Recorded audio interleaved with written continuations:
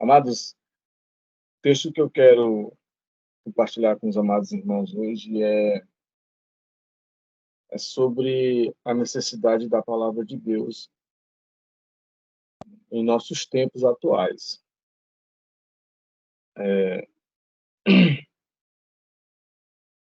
Eu queria ler em João capítulo 8, versículo 32. Esse foi o primeiro versículo que eu memorizei na minha vida, no começo da minha fé. Esse foi o primeiro versículo que eu memorizei.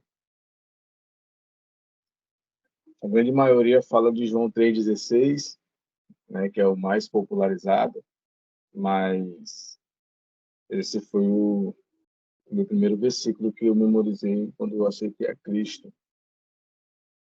E, e ele me levou para esses textos mais de alicerçado, entendeu? Para alicerçar mais a fé na palavra, porque em momentos que a Bíblia diz que a nossa fé ela vai ser provada como o ouro é provado no fogo. E se você não tiver alicerçado na palavra de Deus, você não consegue permanecer. Antes de eu ler o texto, eu quero relatar algo que aconteceu comigo alguns tempos atrás, alguns meses, faz mais ou menos, eu acho que uns 6, 7 meses que eu ministrei aqui na live, e eu passei uma prova terrível. Na verdade, já vim dentro de uma prova, né, no deserto. E aí a coisa foi só se multiplicando ao ponto de a minha fé ser abalada.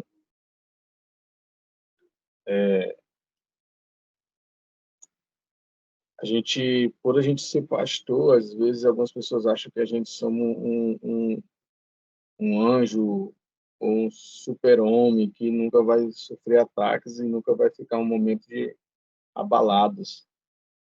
E todos nós passamos por isso, por momentos de tristeza, por momentos de dores e por momentos que a nossa fé ela vai ser provada, assim como a Bíblia diz, ela é provada no fogo para que nós possamos resistir.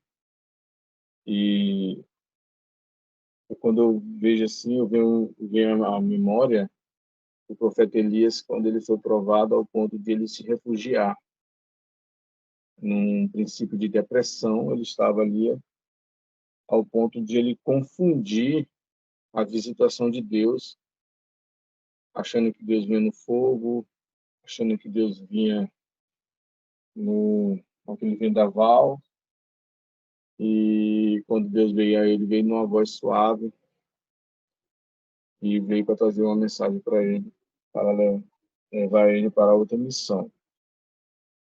O que eu estou querendo dizer para vocês com isso é que se eu não tivesse me alicerçado na palavra, fixado os pés na palavra mesmo, na rocha, que é Cristo, eu teria desistido do Evangelho. Porque todos nós somos sujeitos a passar por provações nessa terra. Nós não vamos passar por prova no dia que Cristo vier buscar a sua igreja. E nós estivermos com Ele lado a lado. Aí nunca mais haverá prova. A Bíblia diz que não haverá mais choro, não haverá mais dor, e será só alegria ao seu lado. Amém?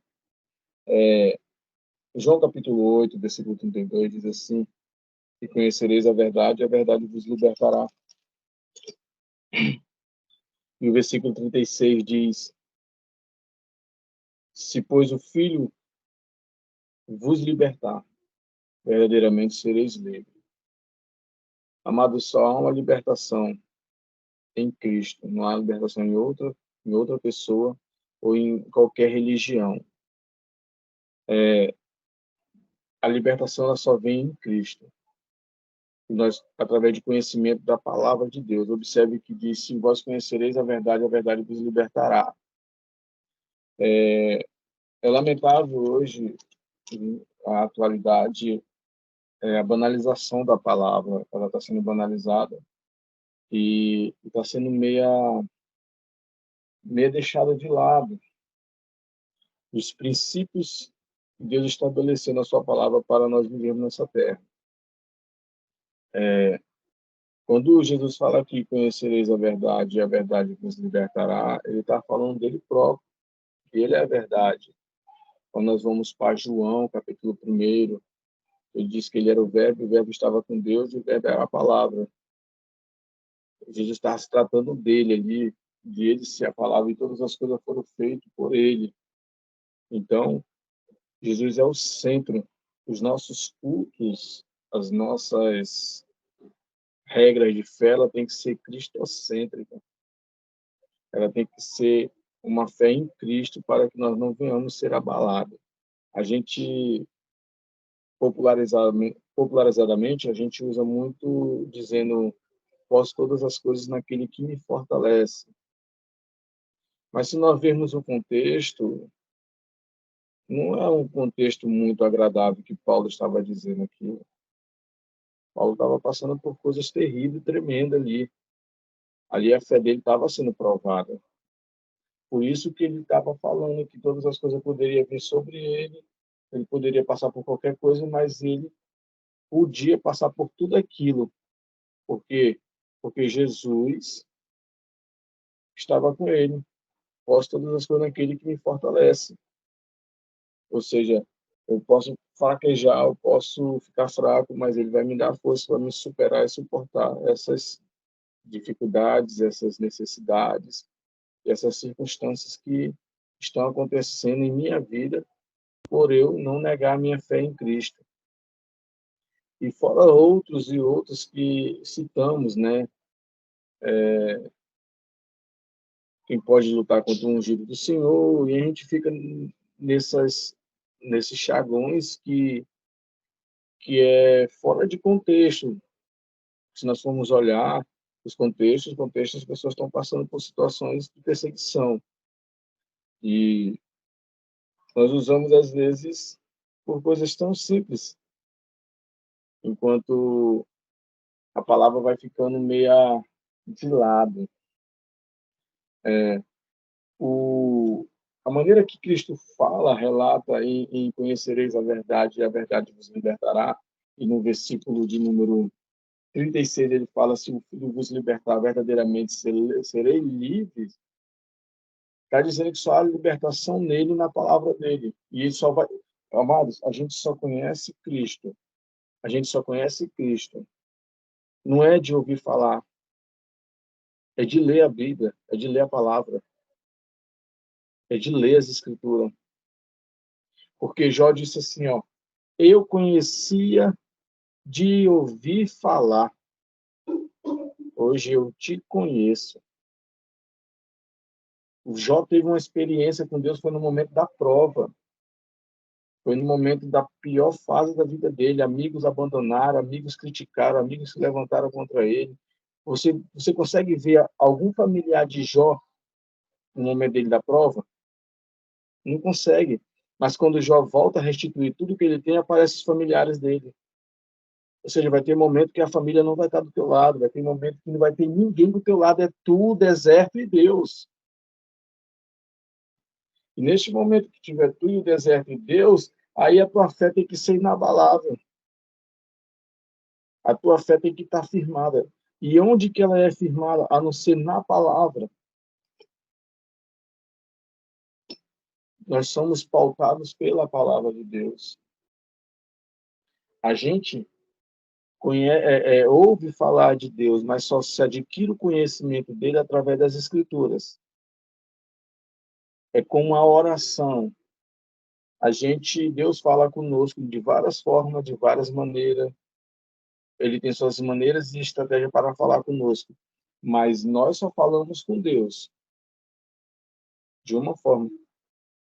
É quando nós oramos. Mas ele fala com nós de várias formas. Fala por louvor, fala pela natureza. Ele fala pela profecia. Ele fala na ministração da palavra. E às vezes uma palavra bem simples, Deus fala conosco. E a questão da banalização da palavra, que às vezes nós queremos só ouvir assim, assim diz o Senhor. Aí nós vamos ter a certeza que foi Deus que está falando. Meu Deus, que pobre de alma somos nós. Quanta falta de essência falta em nossos corações. que o próprio poder da palavra não vai falar aos nossos corações. Meu Deus, como que estamos vivendo este evangelho? Se não se levantar os remanescentes, amados, se nós não se levantarmos, vai ficar feio as coisas para a palavra de Deus. E a nossa geração, o legado que nós iremos deixar, será um legado vergonhoso. Porque se nós observarmos, a palavra pode ser uma bênção, ministrada, pode falar profundamente, mas se o profeta não chegar e dizer, colocar a mão na cabeça, ou apontar para você, ou fazer alguma atitude que te causa uma credibilidade além da palavra, às vezes nós só falamos que o culto foi bom. Irmãos, esses dias eu fui para um culto, eu cheguei, já estava começando a ministração. Eu fui para um culto e Deus usou uma mulher que estava ministrando.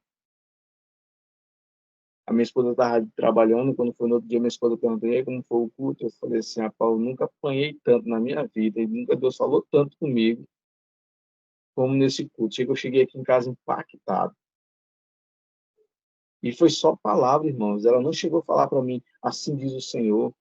E outra coisa, se nós não tivermos o discernimento, não ficarmos praticando na palavra, os falsos profetas, eles estão como raposas em ninho de galinheiro, estão se fartando, estão farrando, estão saqueando o povo de Deus,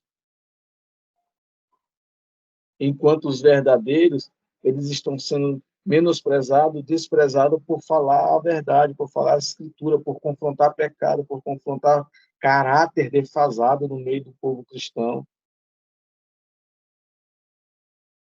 Aí o falso profeta chega para ele, preste atenção, amado, é difícil você ouvir uma profecia.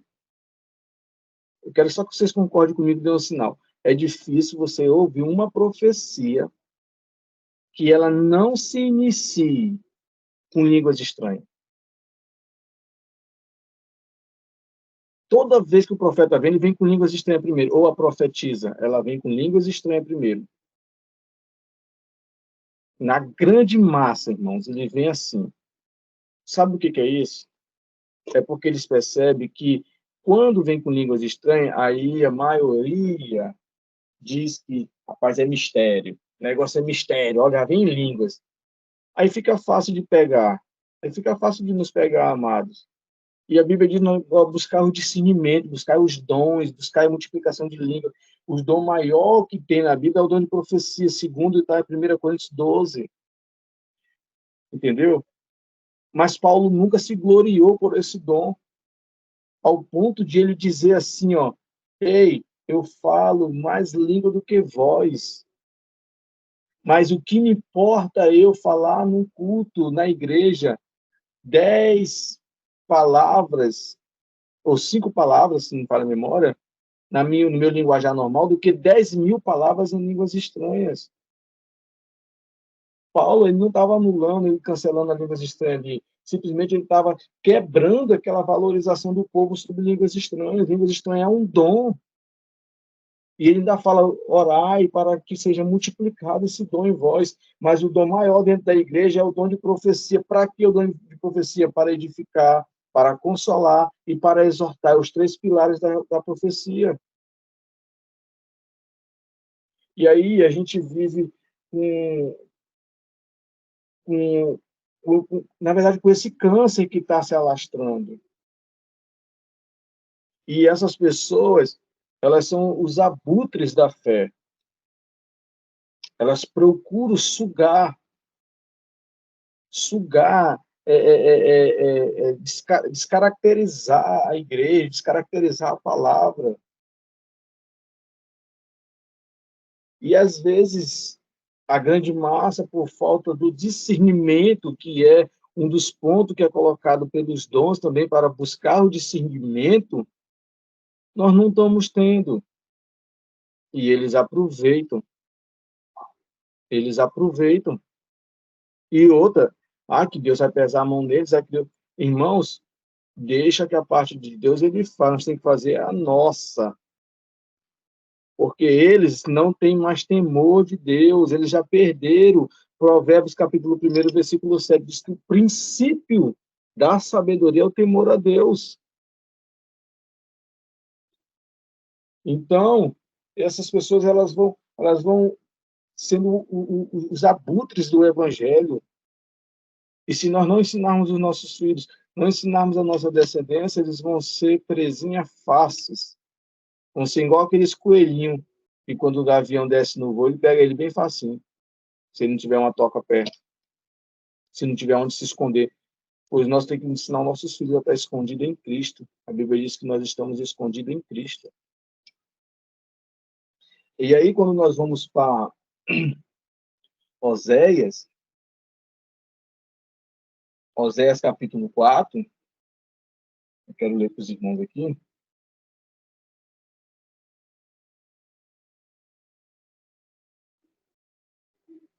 Oséias capítulo 4, versículo 6, diz assim: o meu povo foi destruído porque lhe faltou conhecimento.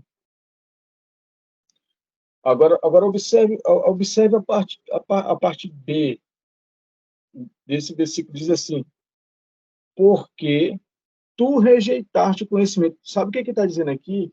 Não significa que naquela época não tinha as escrituras. Não, ela tinha.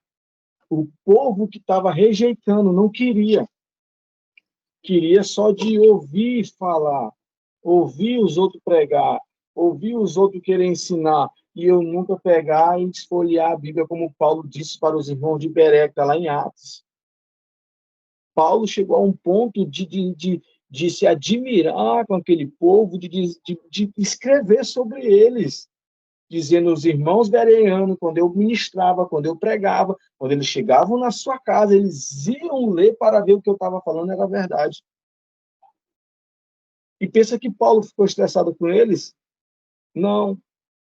Paulo se alegrou porque estavam adquirindo conhecimento, eles estavam filtrando se Paulo estava falando a verdade, porque se você for ler 1 João, capítulo 4, versículo 1, diz: cuidado, vós filhinhos, não crerais em todas as profecias, porque já surgiram muitos falsos profetas no mundo.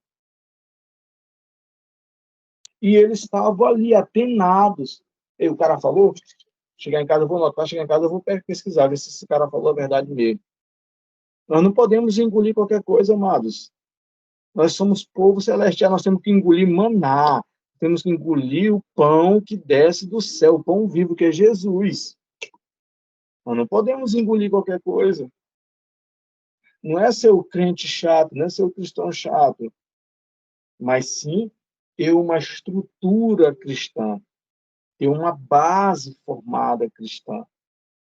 E quando você vai ver, esse povo aqui ele rejeita. Aí Deus fala também no versículo que ele vai rejeitar eles. Vai rejeitar eles. E foi um povo que não se interessou para que surgisse o crescimento dentro deles, o crescimento de Deus dentro deles. Eles não se importavam, eles não se importavam. Eles queriam fazer conforme a vontade deles, adorar a Deus do jeito deles. É como também, se você for ver, quando está escrito lá em Malaquias, que diz: em que te roubamos, Senhor? Olha o povo dando de João sem braço para cima de Deus. Quando Deus fala, roubarás o homem a Deus, ele chega: em que te roubamos, Senhor? Que hipocrisia! Fez que nem Adão e Eva. Adão e Eva não, Adão. Onde tu estás, Adão? Não, foi a mulher que tu me deste, olha o cara. A responsabilidade que Deus deu foi para Adão, não foi para Eva, amados. Porque, preste atenção, quando você vai ler o texto lá que está em Gênesis capítulo 3, quando Eva come da fruta do conhecimento do bem e do mal, não acontece nada, amados. Tudo continua normal. Mas quando ele come, ambos enxergam que estão nus. Por quê? Porque a ordem foi dada para Adão, não foi para Eva. E ele terceirizou a responsabilidade e ainda quis terceirizar a culpa e colocar a culpa em Deus. Entendeu? E hoje é da mesma forma. Quantas vezes nós não estamos terceirizando a culpa que isso que é nossa? Ah, foi fulano, ah, foi A, foi B, foi C, ah, não é, ah, não, porque tu fez isso? Não, porque se tu não agisse assim, eu não agiria assim. Ué, se a pessoa age assim, isso vai afetar o teu caráter? Não pode afetar o nosso caráter. Por exemplo, a pessoa te xinga lá do outro lado do mundo. Ah, não está nem aí. Ah, está lá do outro lado do mundo. Mas quando você vai vencer as pessoas, você vence o mal com o bem. Você vence o mal com o bem. A Bíblia diz que a mulher ganha o marido pelo silêncio. A Bíblia diz que a mulher que é tagarela, a mulher que inferniza a vida do marido, ela é um câncer nos ossos dele. O provérbio diz isso. Aí a Bíblia vem também para o marido dizendo para ele amar a mulher como Cristo amou a igreja. O que Cristo fez pela igreja, irmãos? Deu a vida por ela. Hoje o marido está matando as esposas, se quiser que ela se lasque, estou nem aí, ela que se ferre. Que marido é esse? É difícil de compreender essa geração de machos frouxos, porque tem a mulher e ele acha que ei, presta atenção, Deus estabeleceu o propósito maior, foi para o homem, meu querido. Não foi para a mulher, não. Você não vê texto, eu ainda não vi texto dizer que é para a mulher amar o marido como Cristo amou a igreja. Eu ainda não vi. E tem cara que quando fala da mulher, ele se estufa. É, fala isso mesmo, que ela é câncer, ela tem que parar. Só que tu tem uma responsabilidade maior.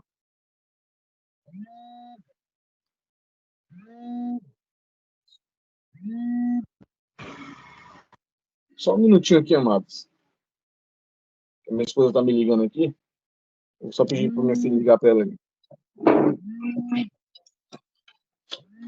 Ju,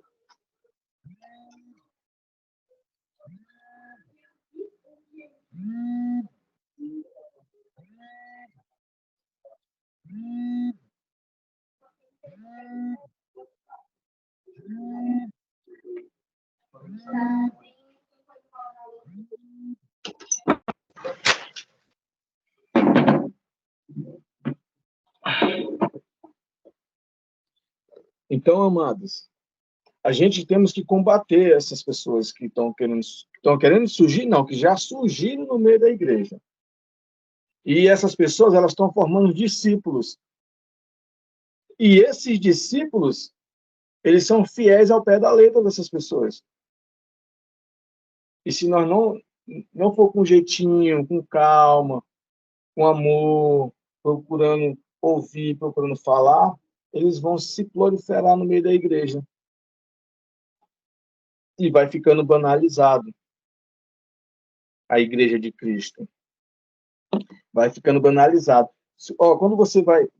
observe só uma coisa. Em Mateus, capítulo 22,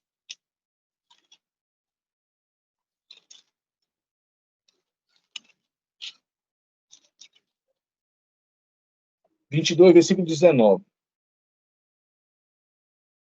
Os fariseus aqui, eles querem perseguir, eles querem pegar Jesus numa fala, querem pegar Jesus num erro, numa contradição, para acusar Jesus de qualquer forma, porque Jesus vinha com o evangelho verdadeiro, enquanto eles estavam com ortodoxia e querendo atar fardo pesado sobre as costas das pessoas, e qual nem eles mesmos poderiam carregar.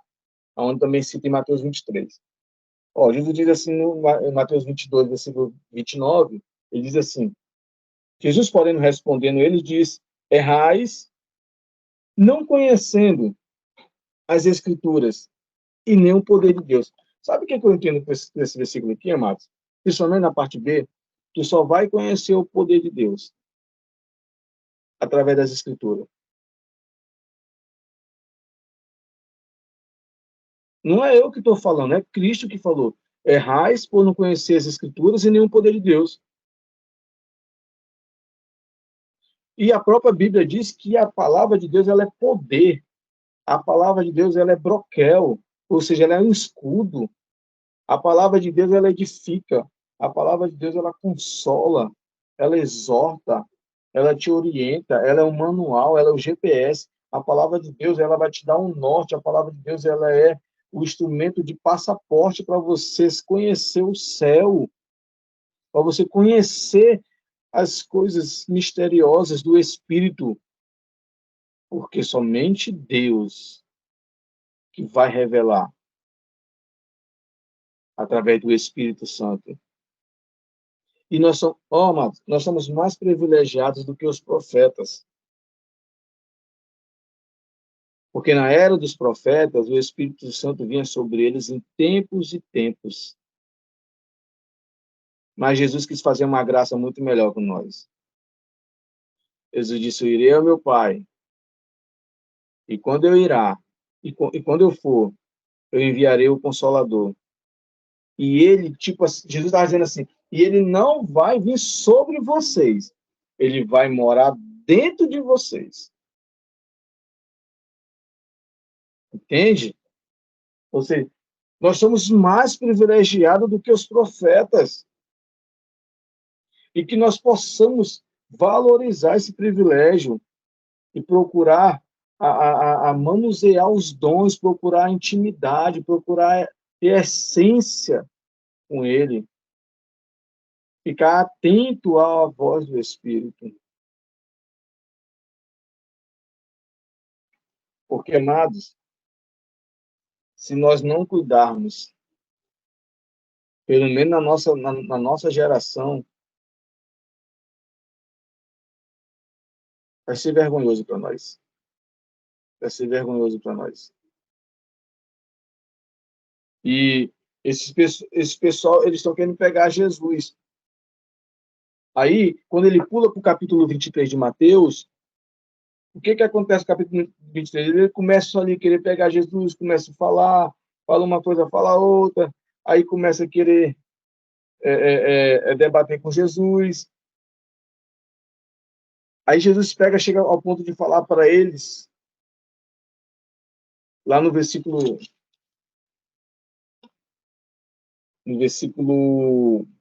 24. Não, eu vou começar no versículo 23 para ficar melhor. E diz assim: ai de vós, escribas e fariseus hipócritas, pois que dai o dízimo da hortelã. Olha, presta atenção. Esses camaradas, eles davam o dízimo até do cheiro verde que eles plantavam na casa deles.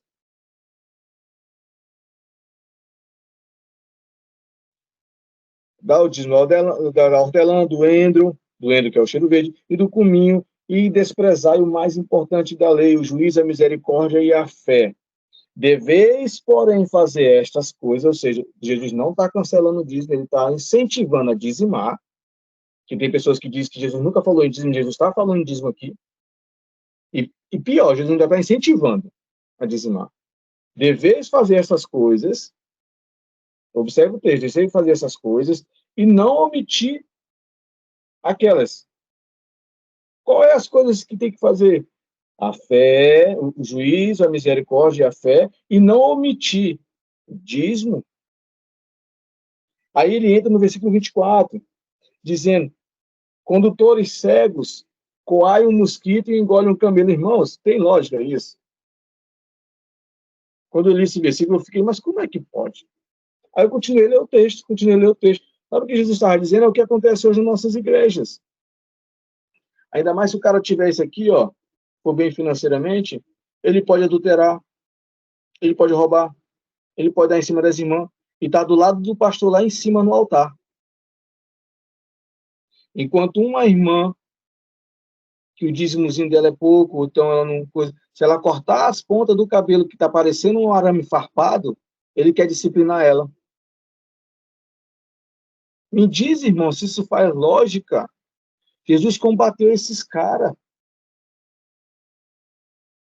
Enquanto a irmã, às vezes, faz uns cílios ou ajeita a sobrancelha, ah, isso é pecado, isso é demoníaco. Ah, meu Deus, onde é que está escrito isso? E Paulo mandou a mulher se adornar. Que realidade nós estamos vivendo? Aí o cara quer fazer isso, quer punir uma irmã, quer punir um irmão, mas engole um adúltero do lado dele em cima do altar.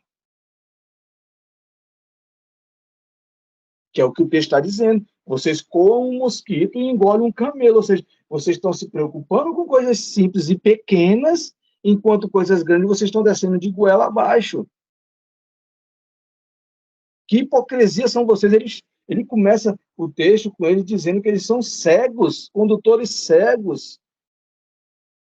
E pasmem vocês, amados. Tem muita igreja com esses condutores cegos no nosso Brasil. Muitas igrejas com esses condutores cegos. E aí ele sai aqui falando com eles sobre isso, entendeu? Por que eu estou entrando nesse texto? É porque nós temos que ter o conhecimento desses tipos de pessoas, para que a nossa fé não seja abalada. Amados, eu já peguei tanta pancada na obra, tanta pancada, que eu já cheguei a falar para Deus assim, tira a minha vida.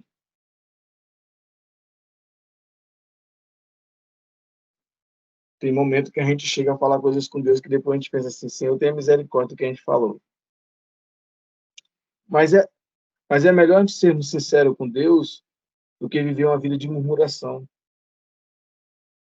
de viver uma vida de reclamação, porque as promessas vão só tardar. Você quer um exemplo bíblico? Quantos anos Deus falou que o povo ia sair e eles iam ser escravos no Egito? Eles iam ser escravos do Egito quantos anos? Deus falou 400 anos. O povo foi sair com 430 anos. Agora eu faço uma pergunta retórica. Deus é mentiroso ou Deus é falso profeta? Só há uma explicação, irmãos. A Bíblia diz que Deus não é filho do homem para que minta, não é homem para que minta, e nem filho do homem para que se arrependa. Só há uma explicação para isso. As nossas obras, os nossos comportamentos, as nossas murmurações atrasam o propósito de Deus em nossas vidas.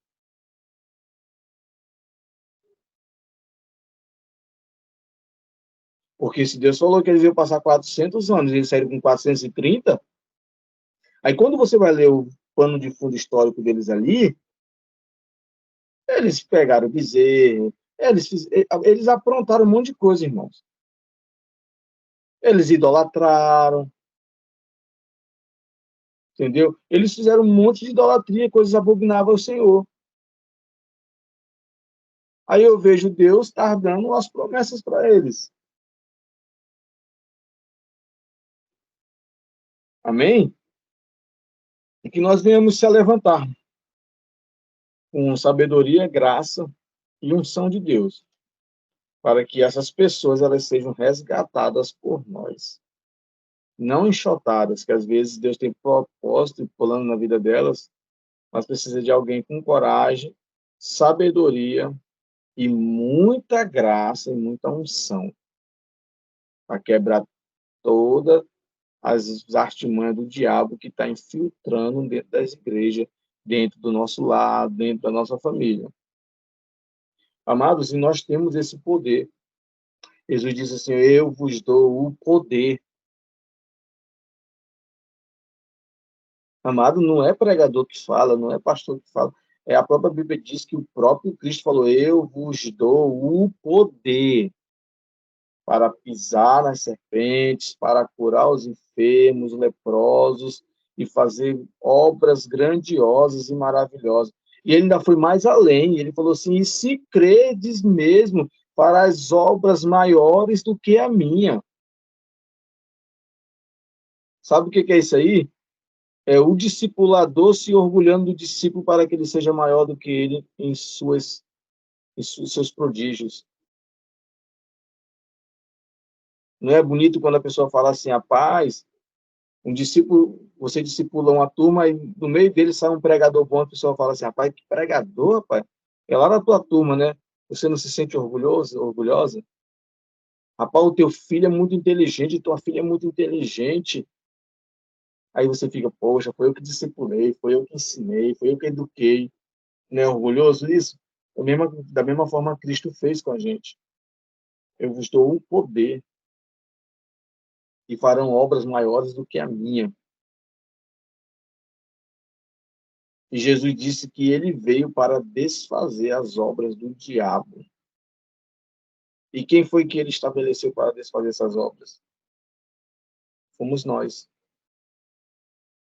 Então, que nós venhamos ter sabedoria, ter graça, ter unção, discernimento, procurar evoluir nos dons espirituais.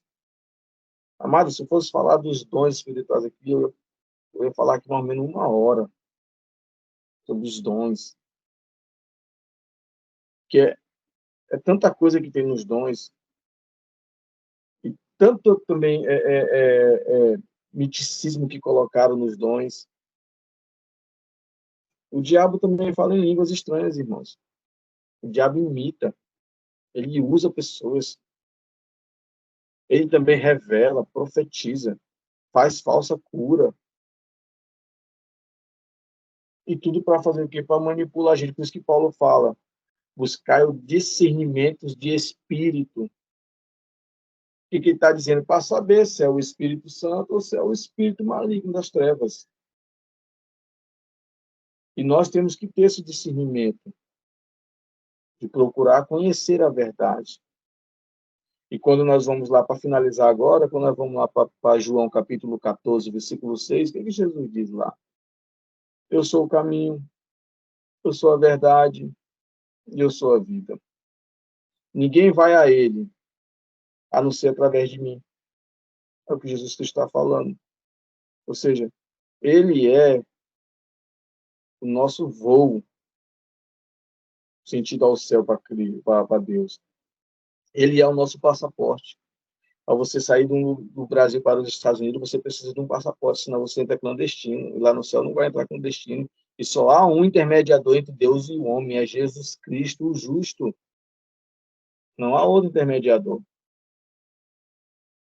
E ele está dizendo em João capítulo 14, versículo 6, eu sou o caminho, a verdade e a vida. Eu sou o caminho, anda no meu caminho. Eu sou a verdade, não há outro além de mim. O que vier além de mim, tudo é mentira, tudo é falso profeta. A Bíblia diz que fará um novo Cristo, chegou um Cristo. Jesus disse o quê? Não credes que este é o Cristo, que virão muitos falsos cristos, entendeu? E ele é a vida. Por quê? Porque sem ele não há vida após a morte. Só há vida após a morte em Jesus. E a condenação para aqueles que não estão em Cristo. Amém, amados? Essa é a palavra que eu tenho para vocês e que ela esteja falada no coração de vocês.